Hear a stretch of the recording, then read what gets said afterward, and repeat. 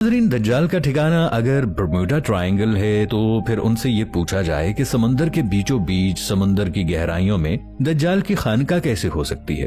और फिर उनका कहना है कि दज्जाल के चेले उससे मिलकर हिदायत लेते हैं और यूं वो दुनिया का निजाम चला रहा है जिसे दज्जाली निजाम कहते हैं। तो क्या तमीमुद्दारी की दज्जाल से मुलाकात बर्मुडा ट्रायंगल की गहराइयों में मौजूद खानका में हुई थी और दज्जाल के चेले गहरे समंदर के बीचों बीच गहराइयों में उसकी खानका में कैसे मिलने जाते? क्या वो डूबते नहीं, या फिर दज्जाल अपनी गैर मामूली ताकतों से उन्हें डूबने से बचा लेता है जिस तरह वो बहरी जहाज और हवाई जहाजों को खींच लेता है। यहाँ तक कि आइंस्टाइन के बारे में भी ख्याल पेश किया गया कि उसकी मुलाकात दज्जाल से हुई थी जिसने उसे थ्योरी ऑफ रिलेटिविटी का कॉन्सेप्ट दिया था। ये सब जानने के लिए वीडियो को आखिर तक जरूर देखिएगा। दोस्तों, एस्टोला आइलैंड तो क्या दुनिया में कहीं भी वो आइलैंड नहीं है जहाँ दज्जाल कैद हो।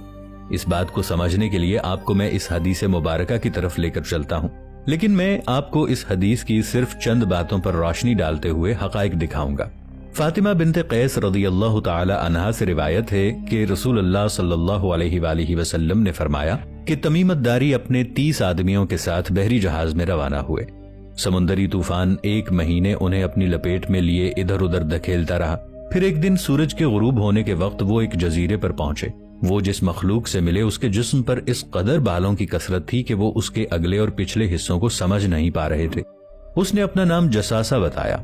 उन्होंने पूछा कि जसासा क्या है, तो उन्होंने कहा कि इस किले में या इस खानकाह में जाओ। जब हम वहां गए तो एक शख्स को देखा जो जंजीरों में जकड़ा हुआ था और वो आसमान और जमीन के दरमियान कूद रहा था। सुनन अबी दाऊद किताब 39 हदीस नंबर 35।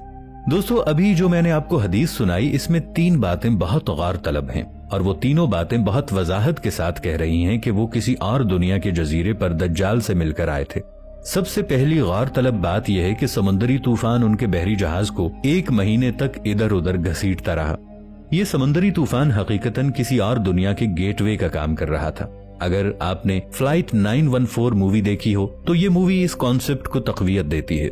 इसमें दिखाया गया है कि अचानक हवाई जहाज एक जबरदस्त तूफान से टकराता है जिसके थमने के बाद वो वक्त में पीछे चले जाते हैं, यानी वर्ल्ड वॉर 2 के जमाने में। और जब उन्हें इस बात पर यकीन हो जाता है कि वो तूफान दरअसल माजी में जाने का पोर्टल था, तो वो उसी तूफान का इंतजार करते हैं जिसके जरिए वो वापस अपने वक्त में लौट सकें।